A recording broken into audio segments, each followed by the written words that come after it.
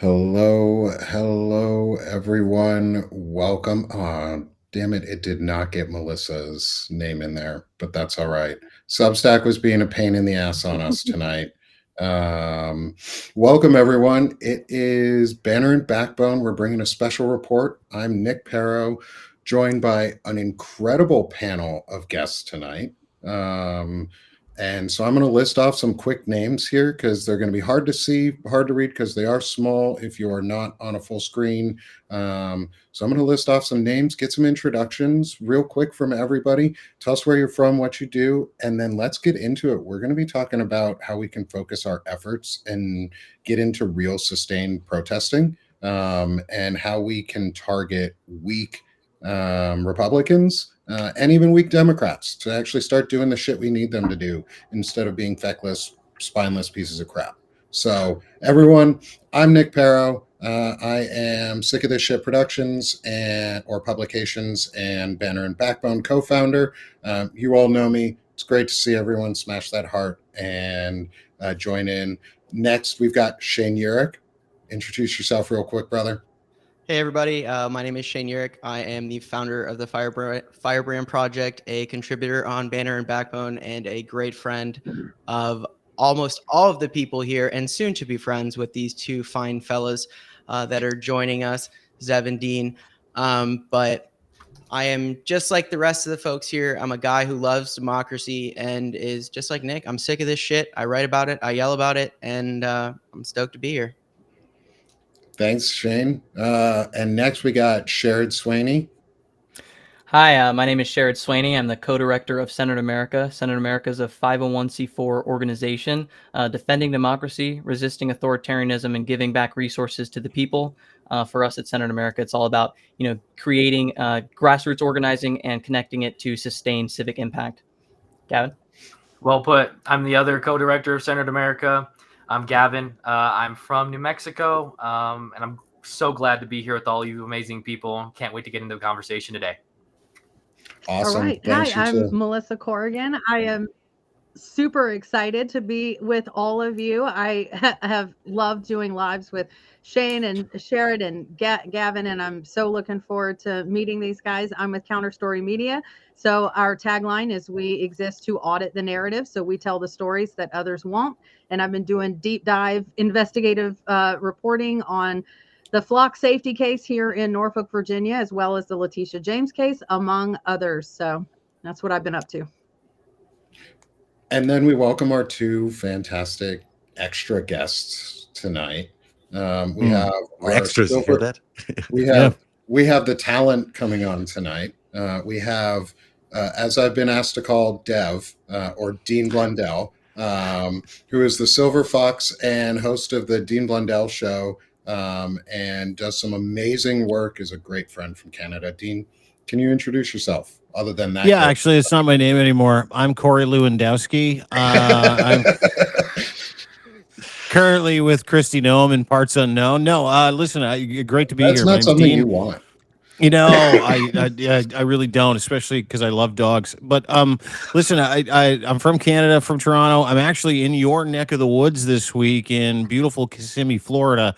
And really mixing with my American compatriots who all seem to kind of feel like we don't like this guy either. So I'm wondering if it's a bit of a mirage as I'm down here in the United States of America. But we'll get to that and a few other things and how people can push back. I'm from deanblundell.substack.com. I do a daily podcast every day called The Five Stack with my friend Zev Shalev, who's right underneath me right now. Hey, Zev, underneath me. Hi, I'm used to being underneath you. It's okay. It's okay. This is where I live. And is this a bottom-top relationship? That's what we're talking about. Yeah, big time. Just on Substack though. Like it's a lot of man love, but it's digital man Only love. Professional digital man yeah, love. Absolutely, yeah. And I tell you what, it's been the honor of my lifetime to be part of these communities and to connect with wonderful people from around Substack, specifically in the United States. As Canada knows that, and this is why we do what we do. Zev and I, myself, himself as well. We do what we do because we love America, and that's not going to change anytime soon. And so we're really grateful to be spending some time with you, some veterans, some people who also care about this beautiful country that I'm currently enjoying, and really, really grateful to be here. So thanks, guys. And I'm Zev Shalev. I'm his underling, his extra, whatever you want to call it, his sidekick. Digital bottom. Digital bottom. Totally stealing that. Digital And man also all love- your digital no, bottoms wait, today. middle-aged Cheers. snack. Yeah, he's another middle-aged snack. His story's crazy though. Zev survived the apartheid. He like literally. Go ahead, Zev. I'm taking all your stuff. I- guys. sorry, I'm we're just excited interrupting to be you. here with everybody. I work at narrative.org, NARATIV.org, and I'm just happy to be here because I think it's an important conversation you're hosting, Nick, and I'm looking forward to meeting everybody because I think there's some good talents and good voices here that I've been looking forward to meeting. So I'm looking forward to this. Thanks so much, everyone. And I'm so glad you're all here. I know we only have Dean for about another 15 minutes. He's got something he's got to go do here tonight. 20. We can do 20, 25. 20. We'll mix we it. got- Yeah. Ooh, we're gonna. Well, you're mix it just up gonna a little have to bit. deal with my partner. That's the only problem. Is you're gonna have to deal with her as soon as this is done. Melissa, you understand how this works, right? Hey, that's a choice you are willing to make, and that's up to you, my friend. All right, buddy. All right. But let's jump into this. So tonight is really about sustained protest and like how we can actually make an impact outside of No Kings, or as we've called it here, is the Love America rallies, because fuck Donald Trump, you're a piece of shit, and you're building a little penis palace. Instead of the White House, you're going to tear it down, and we need to stop the little penis palace from being built, or a little PP. I know you guys have a little PP in Canada already, but we're going to co-opt that word for Donald Trump's PP palace. And what do you think about sustained movements and how we can actually engage more? And what are you specifically working on? Because I know you are working with some really good folks with like the Save America Project and helping boosting their work. What are you doing to help encourage sustained American civil engagement from across the border? And how Aside is your from yelling at perspective- people, yeah, and how has your perspective changed, maybe a little or less, since you've come to America for the first time in a while? oh, it's a great question. Listen, I'll deal with that one first because you want to get the good before the bad. And the good is, my God, Americans are so friendly, so lovely. You know, we've been browbeat in Canada with the propaganda that, you know, this place is a shithole, and you know, there's cops everywhere, and when you go to the border, take biometrics off your phone. I had a paranoid travel checklist that I actually went through before I came here. None of those things happened. You know, and not only did none of those things happen, I had a wonderful experience flying into the United States, wonderful experience clearing customs. Now, you know, there's some things to acknowledge there. Obviously, I am not Hispanic. I am not brown. I am not black. I am someone with some means. You know, I have a Nexus card, so you know, people don't check me through. But you know, the truth of the matter is that, you know, my love for America hasn't changed. I think, you know, generally speaking, that is not the sentiment in Canada. And my love for Americans hasn't changed. In fact, being here for the past couple of days has made me realize that, you know, there's this digital sim that the Trump regime wants everybody to live in, this sim of fear, this sim of discouragement, this whole idea that, you know, he's the man and every single person in America is lined up behind him. It's just simply not fucking true. And Americans, by and large, dictated by an experience I'll share with you in just a second, are absolutely dead set against their country becoming, you know, a version of Russia. They're dead set against the crimes against humanities that they see every day. And while that encourages me, it also, you know, gives me pause for thought about what I believe, you know, and what we're all taught and what we're all told to, you know, just kind of, you know, believe in terms of what America is under Trump. And America is not Donald Trump. And I've realized that for the first time in a very long time. And we all operate in these silos. I see some of you in basements. I know I have a basement, and we literally pound content out there because we have a duty to warn. But I will tell you something, and yes, the Canada boycott is real, and yes, I observed it, canceled 3 trips before I came here. This is still the country I remembered it to be. And these are still the beautiful people that, you know, every time prior to the Trump admin, I would come down here. I had a ton of business in the States over the past several years. Every time I come down here, I would come home going, my God, Americans get it. They get how to treat people. They get customer service. They understand, you know, the importance of freedom and democracy. Every restaurant I've been in, it's, hey, hon, can I get you a table? That does not exist in Canada. It just doesn't. There's this friendliness, there's this love, there's this compatriotism. And every person that I've talked to, and I said this to Zev in the Five Stack today, every person I've talked to today has the opinion of probably every person on this panel. It's not my president. That is not my country that he's misrepresenting. We are better than this. So how do you get that back? Interesting, because I was with Stephanie Wilson. Thanks for setting me up with her today, Dr. Steph. She's great. Oh, And she asked me the question is can America be saved? And I said, yes, but it's going to require a confluence of things. And the number one thing that I said to her today, outside of Canada and other countries literally coming out and officially condemning the human rights violations in the United States, that's one thing. Outside of that, it's going to require, as my friend Zev, and I'll kind of pass it over to him because I've been yamming for so long and there's so many people here, for people to show up in a sustainable way that they can't ignore, that mainstream media can't ignore, in numbers and ways that really, really, really matter. And once America kind of understands that, better America, and I know better America does with 7 to 8 million people. I actually read a report the other day that said that number was closer to 20 million people, but we'll go with 7 to 8 million people showed up on the weekend, last weekend for the No Kings rally, which was lovely. It was beautiful, but then it went away. That has to continue every day. That has to happen every day. People got to show up every day. And Zev, maybe you could kind of lean into this because you and Lev Parnas on our podcast got into a heated debate about whether the Constitution was even being observed, and then that led itself into a conversation. And Zev was brilliant about why we don't do that, why Americans aren't doing that, why you're not camping out in Lafayette Square, why you're not taking up physical space. And I know there's fear, but maybe Zev, you can kind of lean into that because that's the sacred oath, is it not? Well, after we had that debate, I went and I was like, am I right actually what about all the stuff I was saying? So I went back and did a lot of research on where historically successful movements have been able to dislodge dictators or tyrannical leaders. And in almost every single one of them, they have the sustained presence. It's not like the most famous one in recent times is really Kiev's Independence Square in 2000. And when was that? Anyway, when they dislodged Yanukovych. 2008. There was hundreds of thousands of people didn't move for a month.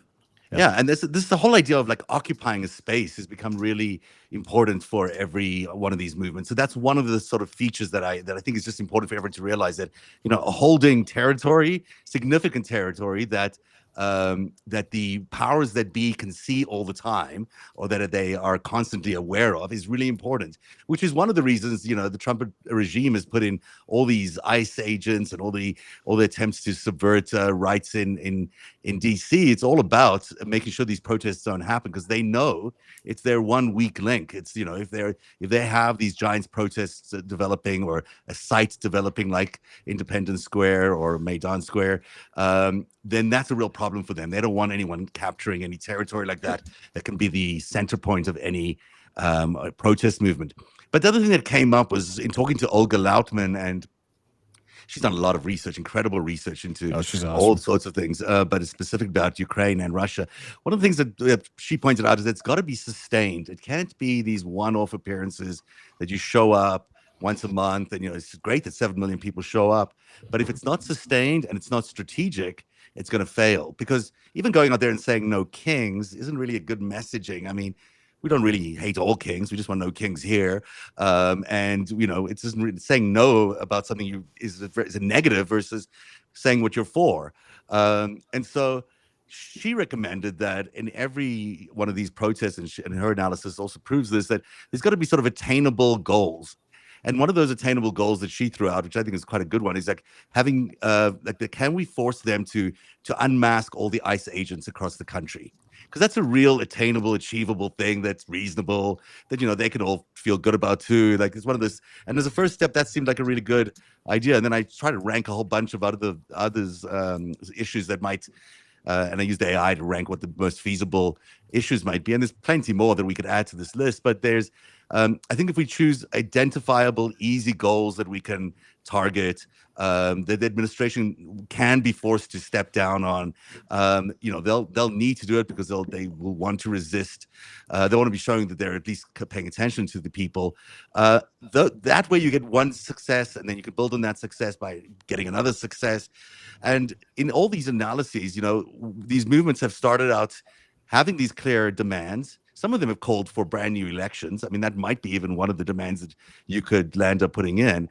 But, they've taken months, and they've taken a lot of organization and a lot of sustained willpower, which means they don't just expect people to show up. They've scheduled people, so they show up in shifts. They build from the grassroots up. They have a very detailed organizing committee that does all sorts of features or functions. But it's an organized thing. It's a sustained, strategic, organized protest that ultimately can achieve all its goals, including toppling the regime, if that's what the goal is. If I could just get, I feel like I want to raise my please, hand. Melissa. Yeah. Melissa, Go ahead. I I'm wanna hear taking this. over now, just so you know, it's my show. I just want to. It's the Dean and Zev show. Well, to speak to that point, I'm like, I feel like we're a pretty average family, a little larger than average family here in America. We have 6 kids. And so for me and my family to be able to mobilize to DC, which we're the closest of anybody in this panel to DC. So we're the closest, and we have traveled to DC 3 times since the inauguration to participate in these activities. So there's a couple of different things that I see happening. Number one is strictly the financial aspect, that a lot of Americans are going to need some kind of financial assistance or assurances to be able to go out and participate in anything that takes them away from their wage earning position. And the second one is a little more complex. And I've been doing activism work since 2000 in America. So I'm a quarter of a century here. And American exceptionalism is wonderful in some ways, and in some ways it hinders progress. And so when you have the idea of American exceptionalism, and you have 4 different grassroots organizations all kind of doing the same thing and yet refusing to work with one another because a little bit of an ego situation comes in there, that's where we're running into the organization issue. Trying to get everybody to work together without somebody needing to get cred from it or get famous from it or be that guy is very difficult, unfortunately, in America. And it undercuts these movements. It's been undercutting these movements as long as I've been doing it. That's why they suggest using, finding issues that you can build coalitions around. I mean, there is the unmasking of ICE agents is probably a very universal, agreeable issue that people could almost all agree on. So if you tackle this one issue and you try to build a coalition around that one issue, you might find, everyone from libertarian groups to military groups, vet groups, to people who are independent, to all the way across the spectrum. You might find people willing to engage in that, and it takes away from the other organizational challenges you're talking about, because it's really, we're talking about people trying to get people on a grassroots level to organize around one issue, and then seeing if they can all find their way to that location, or a time to that location. To the money issue, this is civic duty. Either you believe in America and you want to do something after your work, because it's not something that replaces your work. It's something that you're going to have to find time, 3 hours a week, 2 hours a week. Maybe you come every other weekend. Maybe you schedule with your colleagues or your friends or whatever. There's some sort of trip sharing mechanism, whatever. But that each individual grassroots sort of node sets themselves up, and then he's responsible for fulfilling a schedule. And it becomes a grassroots movement on its own, but it's all around a single issue. Yeah, I want to go back. I want to commend you, Zev, on using the word regime. There is still too many people who refer to Trump's tyrannical shit show of a cronyist organization as anything other than what it is, which is absolutely a regime. But you guys are all on the right point here in the sense that you need to have a sustained presence. And Melissa touched on this, and this is the crux of our issue here in America, is the absolutely engineered poverty that is a plague in this country. It is engineered. I cannot even, this needs to be so clear. No one, if you're watching this and you're like, I can't afford it, it's because they did this to you. It's because this has been done on purpose. Mhm. You know, there's a reason that 4 million Americans are about to like go hungry, because like they are literally have been on SNAP because they cannot afford food. So the question really we face here is, how do you get someone who has no choice but to work, to eat, to have a sustained presence somewhere? And it comes to this point where we as people who are, we need to strategize beyond what is just happening and what is the scope of historical what's worked in the past. Okay, because like Right. And this our, isn't, you know, this isn't Rome where you know, if everyone stops and riots, like they can go and throw these guys off of like a cliff and then that'll solve the problem. Like we're not, it's a different time. Like if everyone floods somewhere, we just have, our options are different. If we want to have this type of change, a sustained movement is great. What I have been thinking about a lot is, how do you take that idea of a sustained presence and target the core of the issue, which is money? Okay. The issue is money here. What if you don't need to put 1 million people in a square, but you can get 1 million people to stuff their Amazon cart at the same time and get Amazon to dump $100 million in ad revenue on follow-ups? That hurts them. It's about understanding the battlefield that we are on right now. One of the things is we have to understand our environment. If the corporations bought the government, make the square digital, make it a digital marketplace, because there is millions of people, hundreds, a great majority, a significant portion of my viewership. Maybe they don't have mobility, maybe they're stuck at home, maybe they can't go out. You know what they can do? They can go on their phone. Or when they were tearing down the White House, my firebrands, they stepped up. They flooded the phone lines of McCreary Architecture. They shut them down. They could not take phone calls because of what they did. Their inbox for inquiries was full because of what they did. This is a microscopic example of what could be done. We can't. And I want to add on to that our geography, because we are such a massive country, a lot of the nations that have experienced success with sustained physical presence are just simply smaller geographically. When we're talking about the type of spread that we have, even if we were to get 1 million people and yet they were split up among 50 different states, it's not really an impressive turnout overall. I mean, you're talking about, I'm personally going to believe those numbers that are around 10, 12 million for No Kings. And yet Fox News and other outlets were still able to downplay it by taking snippets of photos from all the various, things. There weren't 10 million people on the lawn of the White House. You know what I mean? So when we're spread out geographically the way that we are, I think looking at Shane's types of ideas, and we have to go about things differently. We have to hit the finance structures. We have to boycott, because turning up in person in the amount of numbers that we would need to show an actual demonstrable physical presence. You don't need impossible. 1 million people. I will say I don't think you need 100,000 people. I just think you need a lot of people to show up there all the time. I think, it could be every and week. a focused and a Sustainability really doesn't mean- focused intention, right? Yeah. So- Sustainability doesn't mean every day either. It could be every week. It could And- be and- sorry, go ahead. Sorry, go ahead. I'll wait till you're done and then I'll take over, because it's what I do. I'm a greedy prick. And then I want to get Sheridan, Gavin in after Dean. Yeah. Real quick, Yeah, 'cause I have please. An idea. Yeah. I have an idea with them. I'll just pass because I think I was just going to say it. In Israel, they did every Saturday nights, and it seems to got them a little further than others. It didn't get them all the way, but it's every Saturday night. Everyone showed up in Tel Aviv, and that was big enough to make some change. Not all the change that they wanted, but some of it. That was physical. Like, we're talking about the physical aspects. You were talking about the. Right? Sorry, Shane. Go ahead. What was that? No, I just wanted to add really quick, because Zev, I don't want it to make it seem like the sustained presence physically is also not a thing. I just both can be true, right? Oh, Like, I love we the need digital to stuff. I love it. adjust our There's a great strategy campaign. to tackle all of these things simultaneously. There was a campaign, I don't remember for whom, but there was some campaign where in Instagram, everyone changed their location to the White House or whatever it was, some other place. But, when you could still GPS to change your geolocation on your phones. they just everyone changed their location to being at that the protest point, and they were digitally, considering themselves being present at that location. That works. But at the end of the day, Donald Trump, gets up in the morning, opens his windows in his new palace, and he doesn't see anybody out there, or he sees somebody out there. If he sees a lot of people out there that are growing and growing all the time, demanding things from him, he's going to get nervous. He knows what that means.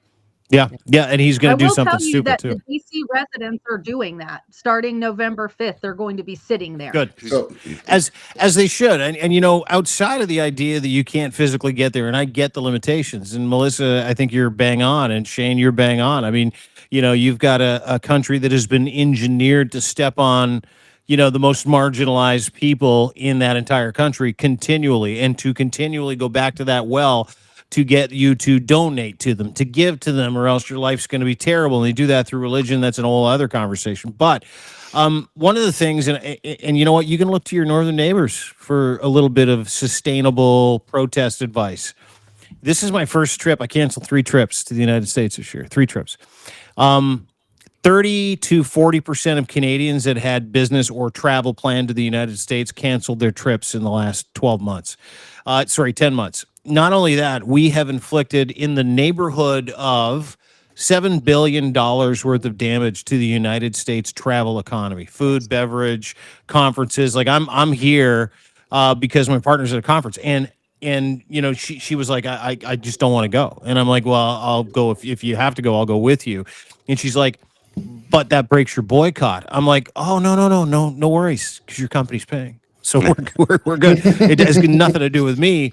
But, that kind of presence, that focused energy, that idea that an entire country, because you got, 350 million people in the United States of America? We're 41 million. We've inflicted $7 billion worth of damage on Trump's economy. And you have ambassadors like Pete Hoekstra running up and down the hallways screaming at us, calling us a bunch of fucking nasty losers. That was yesterday. Because we actually are standing up for Americans. We're standing up for patriots. We're standing up for you. We want you to get your country back. And that's our way of doing it. Yes, the annexation piece didn't really tickle our fancy. Yes, the tariffs were a pain in the ass, and that's our way of pushing back. But I don't see why Americans don't target, specifically Better America, target a specific industry, whether it's a general strike on purchasing, whether it's a general strike physically where you're not going to work. That's what America can do without physically having the ability to do it, or physically having the time or the money or the energy to do it, because that's what we're doing here. Do we like paying a little bit more for groceries? Probably not. But there's this incredible sense of pride here in Canada, where, in Canada, what we do is when we see American products on the shelves, we turn them upside down. Like we just do that ourselves now, right? We turn those products upside down. So when you walk by that aisle, everybody knows that, if there's a sneaky grocery store that has decided to do this, Dean. Do you oh yeah, yeah, for sure I do. It seems so Canadian I'm to a me. petty Never dick. seen it. Yeah. I'm one of them I petty grew up dicks. near Canada. Just you guys, this seems so Canadian to me. It's just, yeah. Oh, it's super Canadian.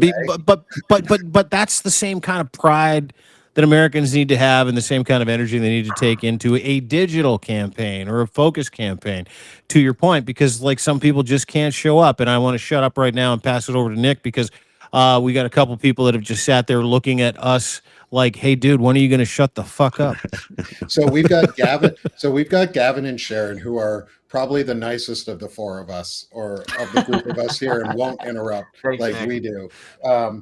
But you guys run an incredible organization that we work closely with right now, and we do a show every day. We had a show this morning, and we talk about a lot of civic engagement and civic action. And one of the things we talked about is how we can expand online together in a group and build network platforms that don't already exist. Like Midas Touch, they're too big. We're not them. We're not going to have millions and millions and millions of subs immediately.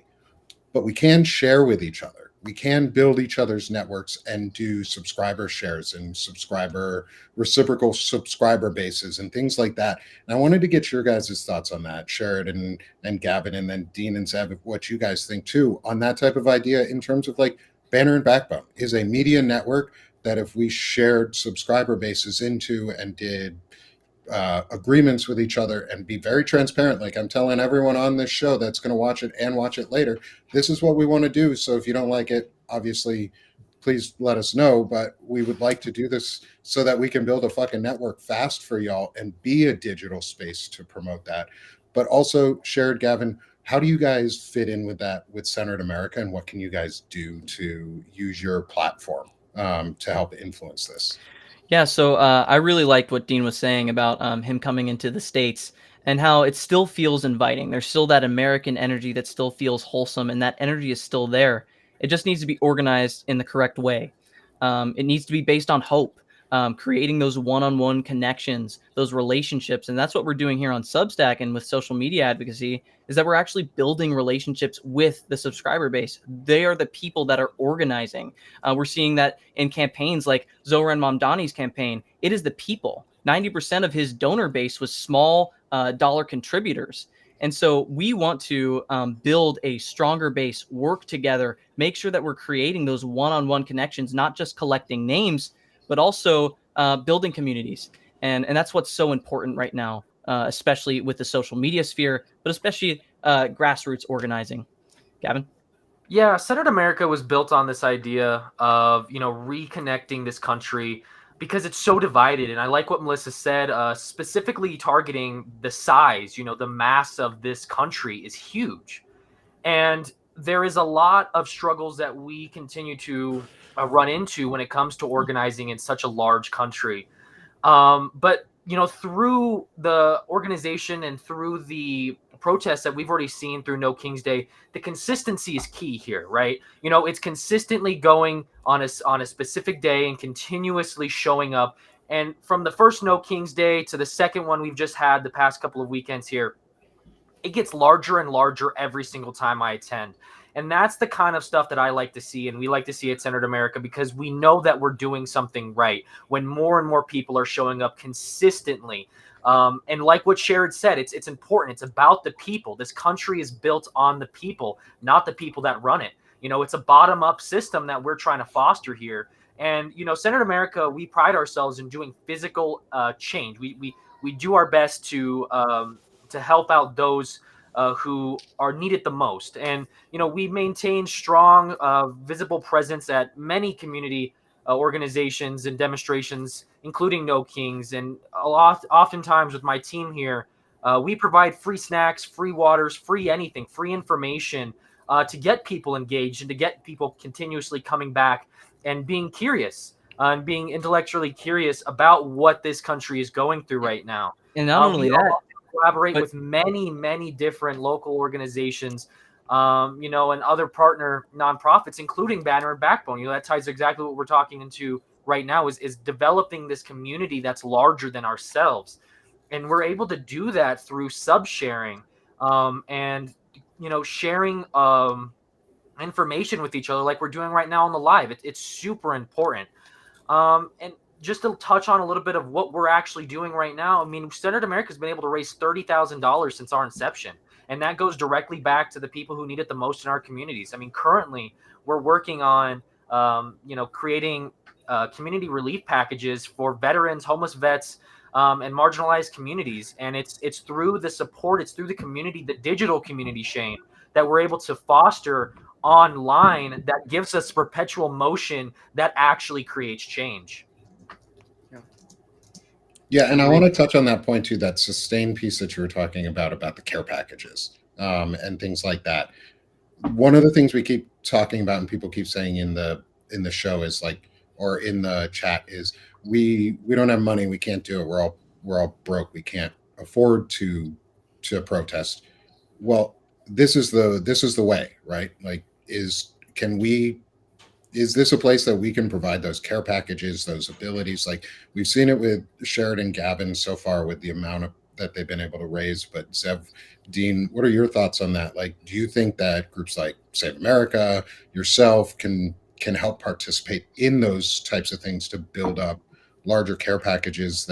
Because I don't know what's happening with some networks that have a lot of money and they aren't always using it. That's in a very visible and transparent way.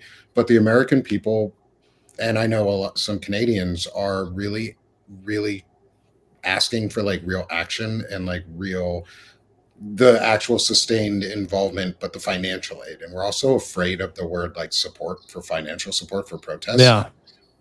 What are your thoughts on that a little bit and how we can break through that? Yeah, if you don't mind, Zev, because I'm going to have to back out here in just a second. I got to take off. But listen, protest, support, two really big ambiguous words: protest and support. How do you protest? How do you support? Right? No matter what you have or don't have, your thumb still works. Everybody's got a smartphone, right? Protesting is hammering those hearts if you don't have any money to donate to Senator America, Banner and Backbone, if you can't afford a sub. Sharing this, hitting that little box in the corner with the arrow and sending that out, that's another form of protest, another form of support. Those are really like I'm underscoring the importance of that. Subscribing here for free. I don't ask anybody for anything. You're more than welcome to come and pay for a subscription.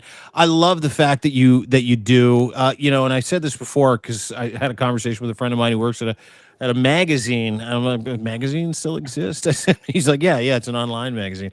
And he's like, it's I look at subscriptions like it's grifting. And I said, you know what? I don't. I look at subscriptions like it is the ultimate fucking compliment. And he's like, why? And I'm like, because someone is willing to pay me for my time. Someone is willing to give me their email address, which now is so important, right? For my time, for my view, for my energy, for whatever it is that I mean to them. That is the ultimate compliment. And I said this to my friend too, which is me. I get into the mud a little bit. And I'm like, someone pays you for that. No one's paying you to hear what you have to say. You're being paid to do something for a brand. And that brand is what brings people in. So you're far more useless at this than I am. And what people don't understand is the importance of that support on these platforms and the importance of connecting those subscribers, that data, that information, and the importance of an aggregated response, even just in the fucking form of this Substack Live. And the fact that there are so many people watching this right now, and the fact that we get thousands of people that watch and share and subscribe and millions of page views, those facts are protest facts. Those facts are support facts where communities continue to grow and build. And so to the strategic point that the two beautiful young gentlemen, and by the way, you guys are very young and I'm jealous, these two beautiful young gentlemen from Senator America are talking about, the strategy behind it, but they're also talking about the importance of taking that strategy and using it to support the community.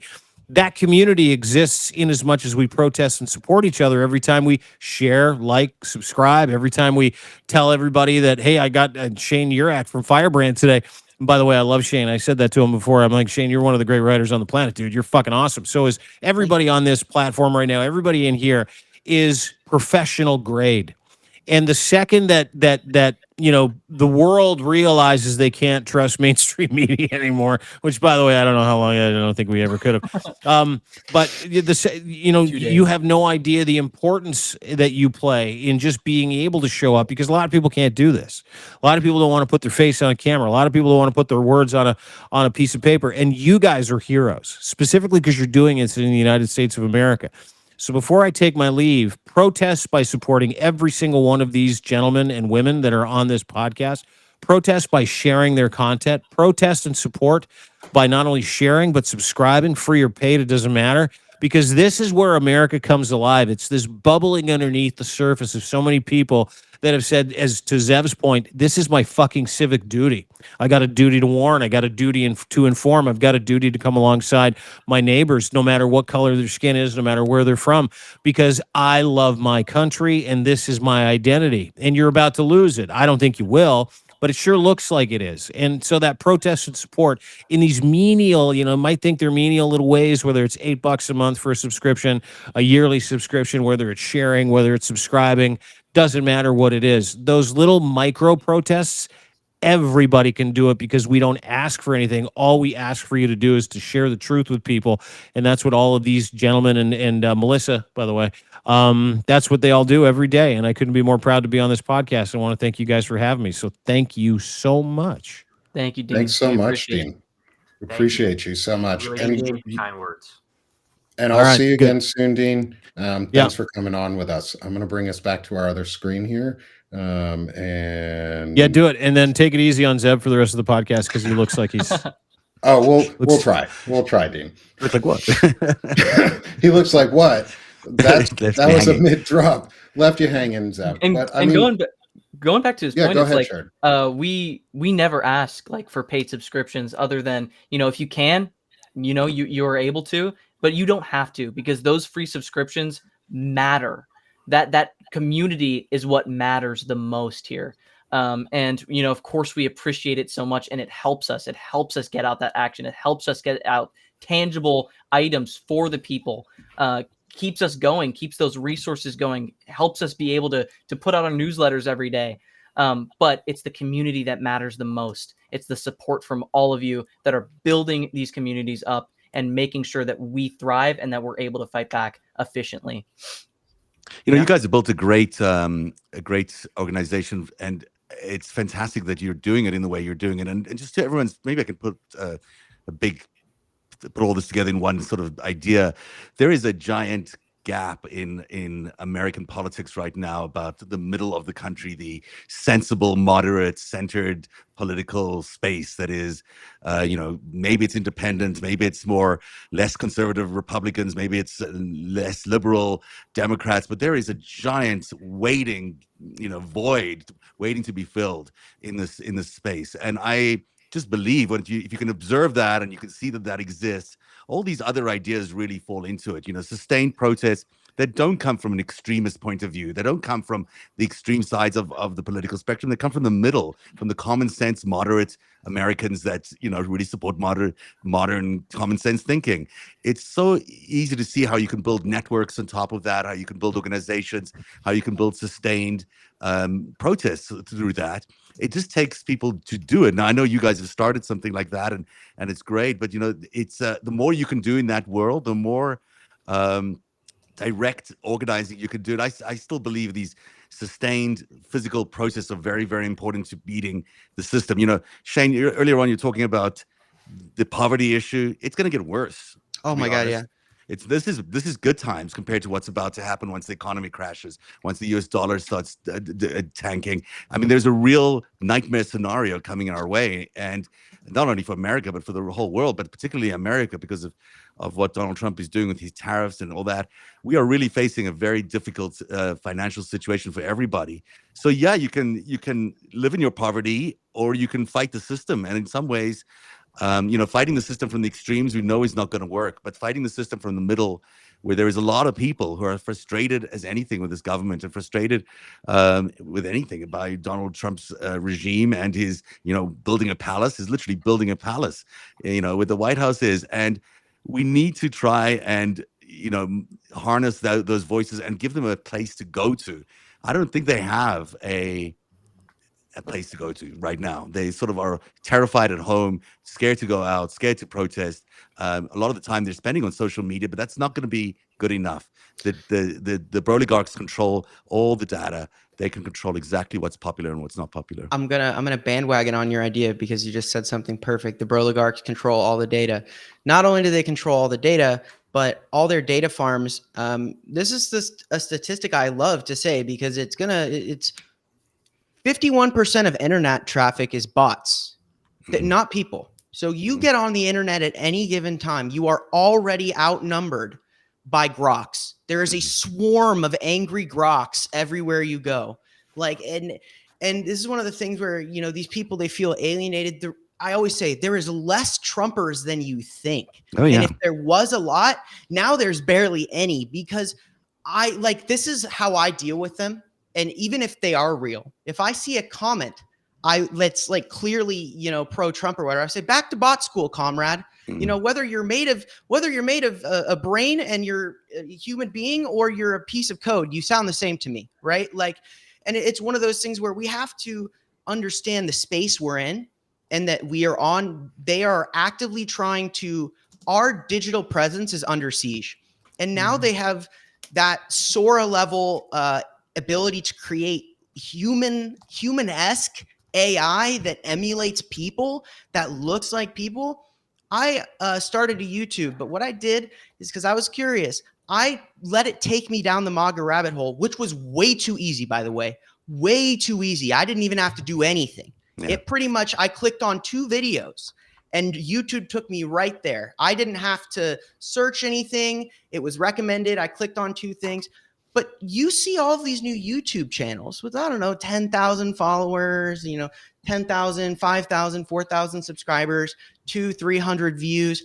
And they're like people, but they're in like a studio, and they're like usually like, there are a lot of times they're like different ethnicities. Like you see a Hispanic guy like promoting ice, and you're like, what the fuck? Like in like a fancy studio.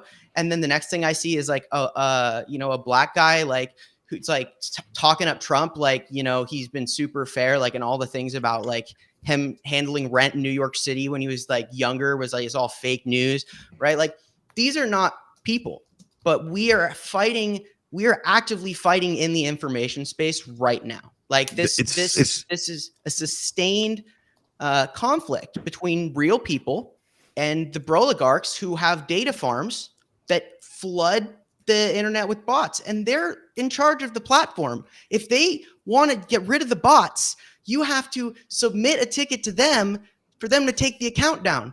But if it's Grok's bot and you're asking Grok to take down the bot, it's a mirage. You're absolutely right. It's Schrodinger's cat. It doesn't exist. And that's why I think physical protests are really unbeatable, because they can't match that. yes, They can't pretend to have the millions of people out there, but the masses, the majority of Americans can show up, I think, and they will show up at the end of the day, because there's a point of no return where this government is just so awful that you can't get democracy back, and we're getting to that point. So the urgency around it is important, but also the reality of having a physical presence is unbeatable by them. They know that. I think. But I've also Oh, go ahead, Melissa. I've also explored in a couple of conversations recently, because I've worked in the nonprofit sector for going on 18 years now. And to date, direct mail is still a huge source of fundraising for nonprofits. So something I started toying with, because we have the Broligarchs controlling a lot of the cyberspace, and I am building out the 1A Collective, which is on a server that is outside the United States. And that's going to be available hopefully by the end of the year for everyone to move their content there, to have a safe space to store content and everything.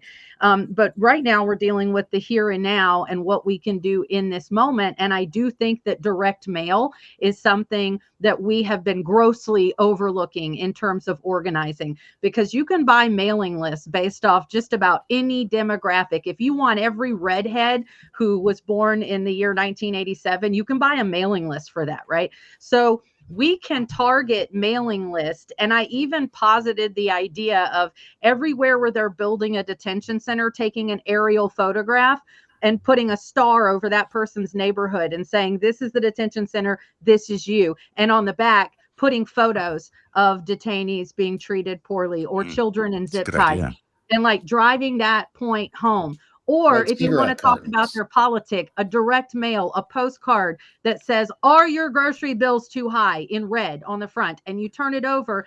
Here are 3 actionable things you can do to, in terms of addressing our government's interference in our economic situation. So direct mail is but that's something that costs money. It costs money to do the printing. It costs money to buy those mailing lists. But in terms of efficacy, the nonprofit industry is still showing that direct mail is the most effective form of fundraising. And I think we Thanks for are that information. to tap into that. That'll be good for us. We're going to tap into that. We'll tap into that. Shane, what you're saying, like with the bots, right, on the internet, what we're seeing is that, and like I said in the first lives that we've ever went on together, Banner and Backbone, hate is always louder. Rather, even if it is bots or real human beings, it's always louder. And Zev, what you're saying about it's only going to get worse. The economy is going to crash eventually. What we're seeing with the AI bubble, just like the .com bubble in 2000, Gavin has a lot to say about that. And I honestly think it's a good topic for what we're talking about how this is going to escalate and why we need these organizing efforts to really fight back. Well, not only Yeah. that, right? Like there's the digital aspect and the digital consequences of AI, but also the physical, right? With data centers and the tribulations we've seen from that. I mean, Senate America worked with a nonprofit in St. Charles, where we're based, to shut down a data center project from being built right outside of Sherrod's house. Like it's That's about a win. identifying these issues. Huge. It's about identifying the problems both on the digital and physical space, because we have two realities now. And being able to target those problems directly and cause change to positively turn the tides to our favor.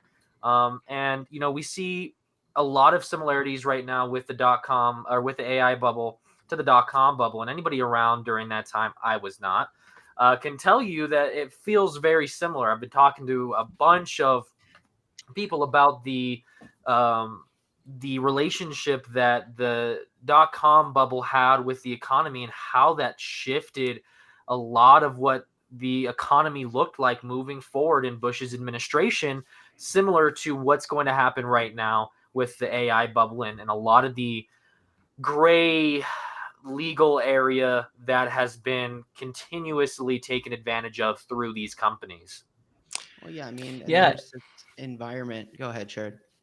It's the importance of centered policy is a lot of people think that being centered means being just capitulating to Trump. We've been kind of hammering down on this topic that no, being center is social democratic policies. It's not the institutions of the Democratic or Republican parties. It's the disillusionment of those parties that leads us to be centered, which is we want an equal path to life for everyone, to have incentives, to have free and affordable healthcare, free education, be able to actually get by in life, being And able live a to have dignified life as well. Yeah. And we were talking about this earlier on live with Nick and Shane. Since the inception of Senate America, we've consistently focused on this idea: people over party. We are focused on helping the people, not the parties. It's And such a that's why our mission statement is realigning and reforming this message, because we're for the people. This country is the people and the amazing communities here, and not the party. You guys have got a great opportunity. I've got to jump off. So let me just say this. Yeah. There's a movement here that needs to be built. You guys are all very powerful leaders in your world. You might be, starting smaller organizations, but these organizations can grow quickly. My only thing, having done this, and I come at this from a journalist, I'm not a political activist. I did the investigation, I did the research into this. I know that the only thing that's worked or has a better chance of working is a sustainable protest built on issues that are achievable. And I think if you can figure out what those issues are, and even this group of people, if you started organizing around those issues, you will find people will coalesce. As long as you build the right coalitions, and as long as you stay on target with the kind of roles and responsibilities you each have, I think people will find you, because you can feel it in the air. I mean, this regime is not good for America, and what they're doing to the economy is going to be a disaster. I've been tracking 50 years now of crimes after crimes after crimes. All these crashes, the .com crash you mentioned, the 2008 crash, the 1987 crash, those were all engineered crashes created by a elite group of people and foreigners and God knows whom, to try and tank the market, to crash the economy so they can benefit from picking up all the stuff after at reduced rates, at reduced costs. And then also they took advantage of the bailout. We've been seeing $40 trillion to $70 trillion of theft taken out of people's American dreams and out of the American treasury. We need to address this, and the only way to address this is through a centered or a central movement of the mass of the population. The majority of the people are in the middle; they're not on the extremes. Trying to capture all of that and driving that home to this regime, I think, is so critical. And I applaud you guys for finding that space already, and I hope you keep doing it. I hope you can find enough of an organization within all of this to extend the number of people and to build a network. And I'll be happy to help where I can. Thank Appreciate you, it. Jeff. Thank you, Zev. I've got to jump Appreciate off, it guys. so much, I- Zev. Yeah, absolutely. Thanks for joining us, my friend. Okay, cheers. And please, to anyone in the audience, if you haven't, if you're on Twitch or YouTube with us, subscribe to Zev. Use the QR code that's on the screen for him, and go be free or paid with Zev. He's awesome. His work is incredible. Gavin, I think you'd have a great conversation with him around the bubble aspect, and you and Shane. I think the three of you would have a really interesting monetary conversation around that, and how that influences a lot of the decisions and stuff that's going on, and crashes and how they're manipulated. He does a lot of good investigative work that you guys do too. I so. literally just messaged him because he was talking. I'm like, dude, we got to talk, because those of you who follow me know I spend so much time staring at these reports, and they're fucking fudging the numbers. Like, it's worse than it is. It's so much worse than it is. Like, Did you see the numbers that I posted yesterday on the cargo ships? So No. I drive by the port of Virginia every day. Yeah. Every single day. And so I was driving by 3 days ago and I was like, wow, it looks really low, like really empty. So I get home and it's all public information. So I get on the Port Authority's website, and you guys, every one of the biggest ports in America has brought in between 32 and over 60% less imports this month. Yeah. This trade And deal I with went China. back and checked other Octobers. I checked. We haven't seen a decrease like this since COVID. Yeah. Inflation's up more than it ever has been since COVID. Yeah. Unemployment's at its lowest since COVID, or at its highest since COVID. And I mean, like Shane, you know what Zev was saying about the specific individual actions that we can take. You are so extremely good at getting people to go, here's this action, let's do it. The petitions that you're doing, the projects that you've been focused on, calling, you know, filling those voicemail boxes of these construction companies, McCreary Architecture, like that is so useful, and it's so important right now with our organizing efforts to actually have those specific items to really rally against and protest against. That's what kills me when I look at these bigger organizations and I think it's free. It's free to put out a phone number for a network that has is the largest podcast in the world and has unseated the Joe Rogan show. It's free. It's free for them to go ahead and say, this is the phone number, call them. It's Or here's free. a move on. Call your fucking campaign. representatives. Yeah, Here's a move on campaign that you can sign to unseat Mike Johnson. Like what is Exactly.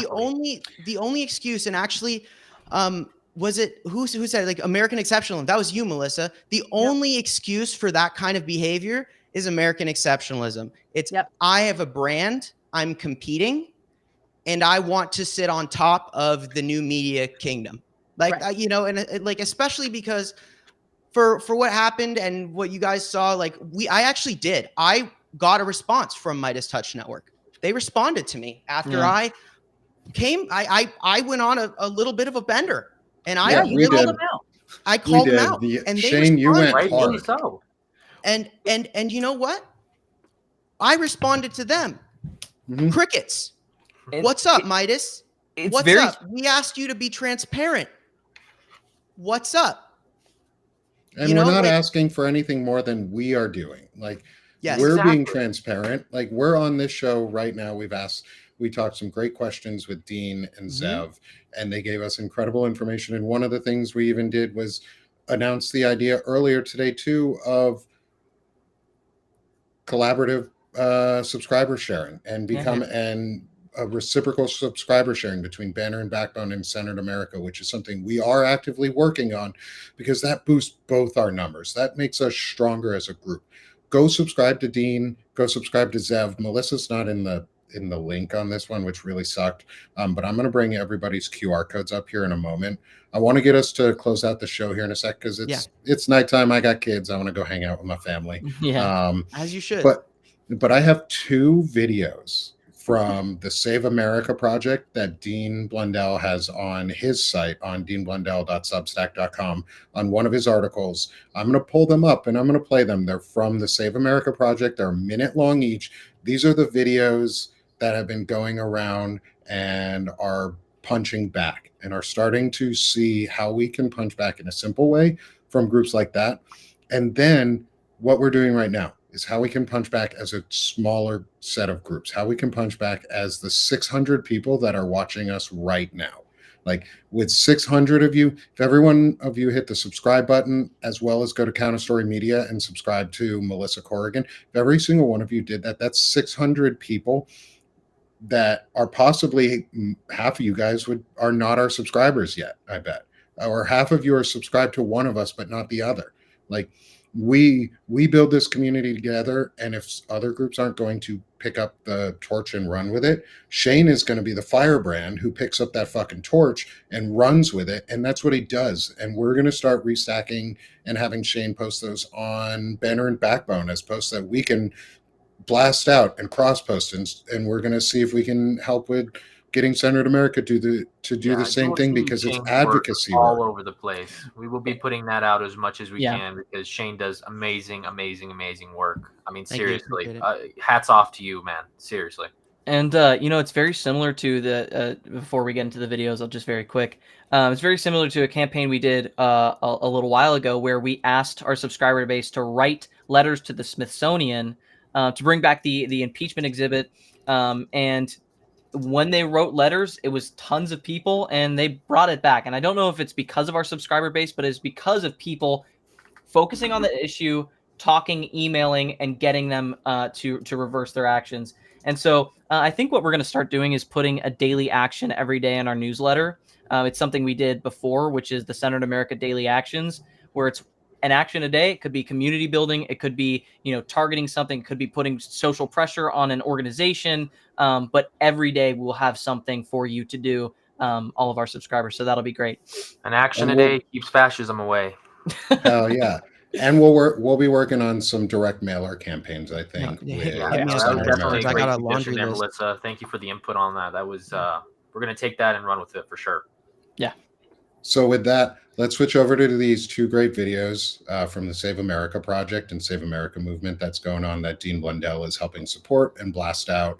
Here, I got believe these are. Let me grab my petition while everyone's here. I'll put it in Oh, the hell chat. yeah. There's 600 of you. If anyone who's in America, sign this petition. Just it's very simple. Let's do Get it. rid of Mike Johnson. Yeah, do it. Put it in our private chat too, Shane, for Okay. us, and I'll Yeah, you add can it do a as a QR QR code for it. code on the screen for it before the Mhm. show is over while we're watching the videos. Let me grab that. So I'm going to switch us over. Our faces will stay on the screen. We'll just try not to talk too much while the video is going on. They're pretty short. They're a minute long each. Stick with us, and then we'll close out the show for everyone. Thank you so much for being with us tonight. It's been freaking awesome. I love having you guys here. I love having this team together. I'm so excited to be able to have Dean and Zev with us. Lev was not able to make it because he's taking some time off. He needed time off. He needed to get away, and he needed to relax. So thank God Lev is not with us tonight, because as much as I wish he was, he needs the time. He needs to recoup, because he's really important right now. So also make sure to go follow Lev Parnas too, if you have not already. So here you go, my friends. We're going to watch some great videos, starting with our great Statue of Liberty.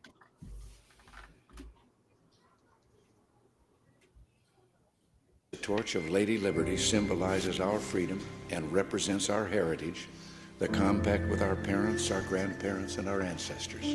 It is that lady who gives us our great and special place in the world. For it's the great life force of each generation of new Americans that guarantees that America's triumph shall continue unsurpassed into the next century and beyond.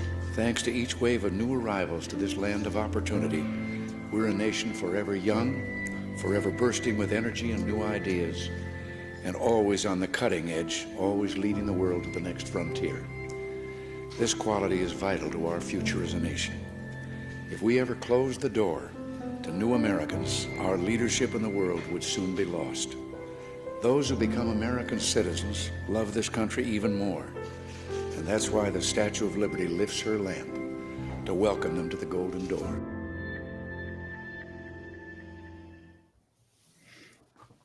That was our first, my friends. That's pretty powerful just by itself. Like, Mm-hmm. I don't even like Reagan, and it's was good to good hear his speaker. words. he was a good speaker. I'll give him that. Yeah. Yeah. One, we got rid of one good actor as a president who was a bad president, and then got a bad actor who's also a bad president. Yeah. And just made it worse. And here's our final one. Thanks again, everyone. And this is also, again, this is from the Save America movement. Please go help support them. Steve Schmidt, Dean Blundell is helping with that and getting word out on their stuff, and we're sharing too. America counts many friends across the globe. Surely we have no better friend than Canada.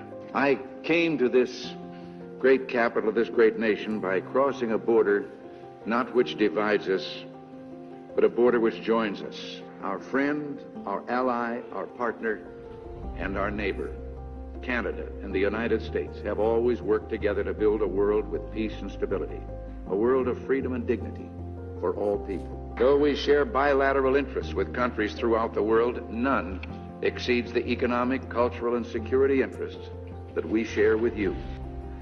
A final word to the people of Canada. We're happy to be your neighbor. We want to remain your friend. We're determined to be your partner, and we're intent on working closely with you in a spirit of cooperation. We are much more than an acquaintance.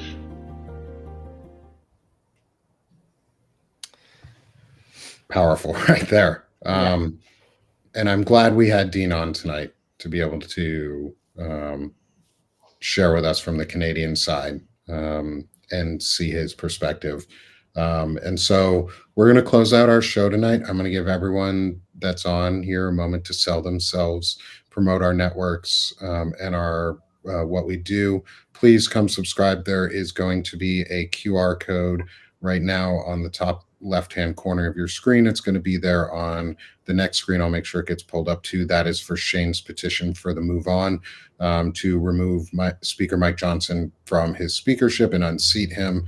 We can force petitions like this to happen and make the Democratic establishment actually do stuff and make the Republicans actually do stuff.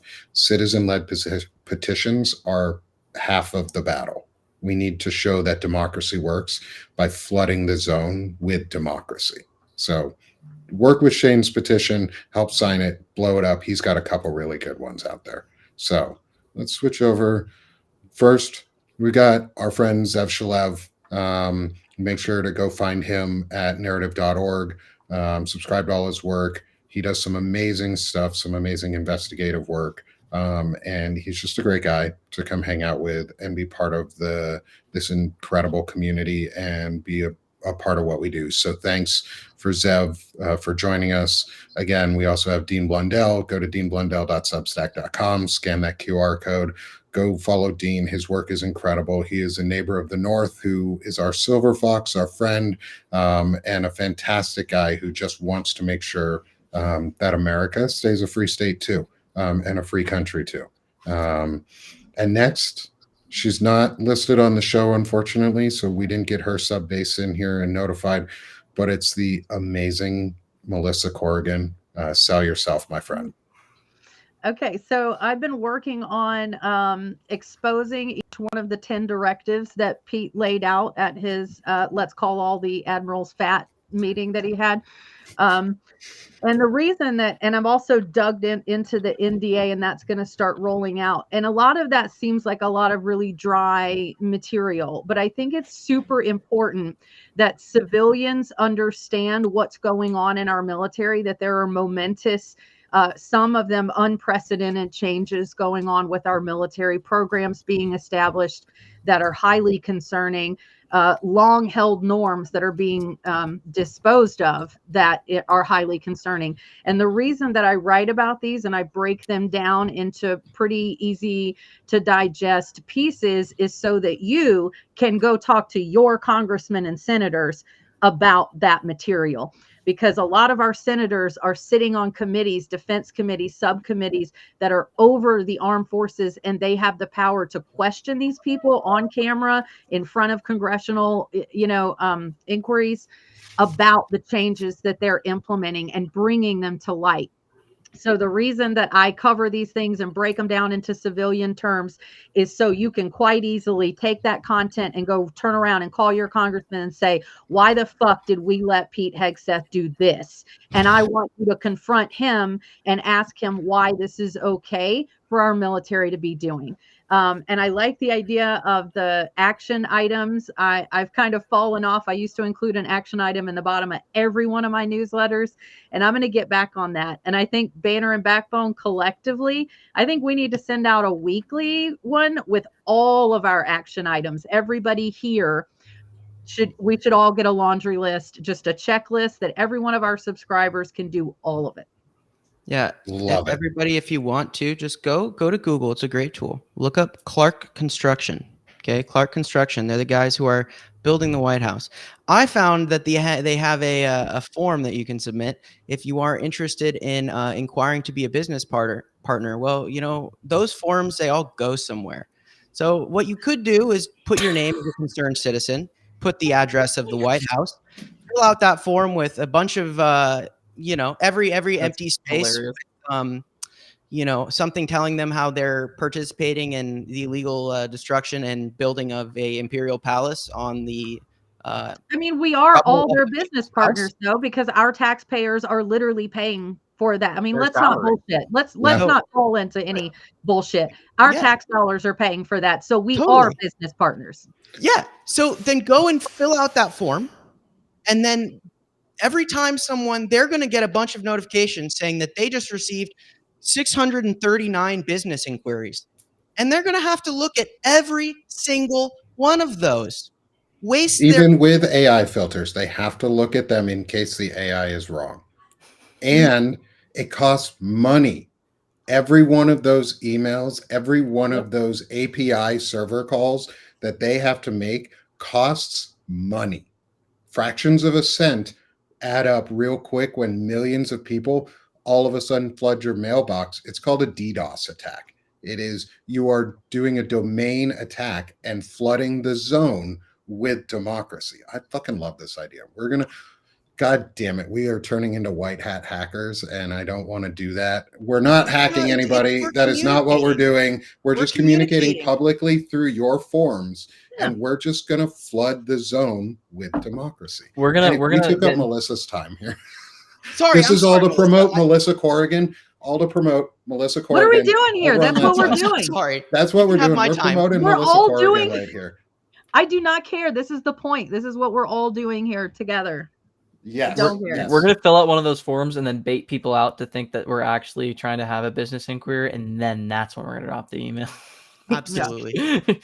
You do live streams. Be creative. Be creative. Do live streams. Do a live stream. Live stream it.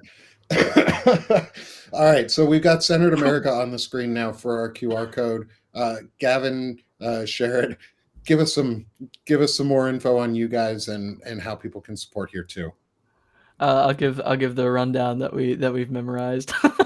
Centered America is a 501c4 nonprofit organization. We're incorporated in St. Louis, but we're a nationwide organization.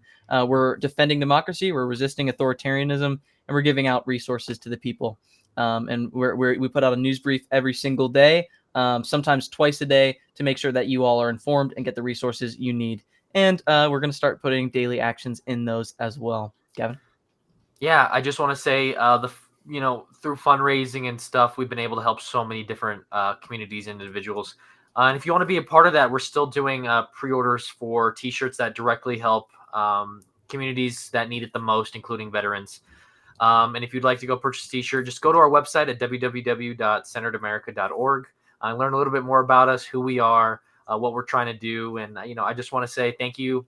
Today's a pretty big day for us at Centered America. We hit 10,000 subscribers on Substack. We're super excited about that, and we cannot do that with all of you guys.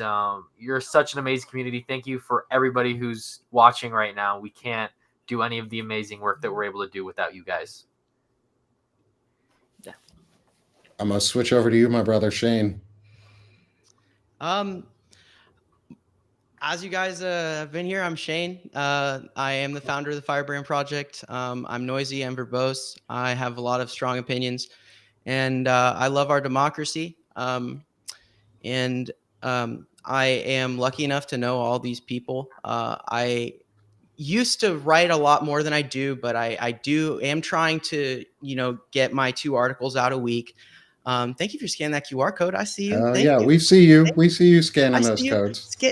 I hope you're scanning that petition. You can find me elsewhere. I want you scanning that petition. Yeah, scan that small QR code. Yeah, scan the one in the corner. But I'm doing a lot of different stuff. One of the things I do is daily reporting. So if you're interested in basically a really nice mix of, highlighted events with geopolitics, domestic politics, and kind of putting together the web of bullshit that they're trying to weave around us, that's what I do. That's what I try really hard to do. I just started writing. I published my 3rd article on my drone warfare series in Ukraine, and I've been writing it, and I'm super passionate about it, and I love it. And a lot of people aren't reading it, and that's okay because I do it because I love it. But you could go and read it. The most recent article is out there, and it's cool. You'll enjoy it. You'll learn something. And you could support me by doing that today as well. But make sure you become subscribers to each and every person who was in this live stream today. Make sure you look out for those action items from Centered America. And, it's just great. There's so many folks from Canada here, right? Well, the great thing about something like an email inquiry is you could be in Romania. You could be in Antarctica. The penguins. If we could get keyboards in front of the penguins, he tariffed the penguins. Let's get the penguins involved. So everybody can get in on this. So we can win. Like they just don't want us to think we're as smart as, they want us to think they're smarter. They're not. We got it. And it starts here with everyone in this room. And super grateful to everyone being here. Come check me out at the Firebrand Project. All forms of subscription are appreciated. And I hope you can make it to visit us at Banner and Backbone, Firebrand Project next time. Sweet. Thanks, brother. Thanks, Shane. Thanks, Centered America. Thanks, Melissa, Gavin, Sherrod. I'm going to promote myself now. Do it. Come over to Sick of This Shit Publications with me, y'all. I do poetry. I focus on chronic health issues, veterans issues, and that's where I'm really putting my focus on the Sick of This Shit publication side are those 2 main areas of chronic health and veterans issues. Those are tackling masculinity and pieces like that, but it's mainly about that. I do poetry. I do shows every week.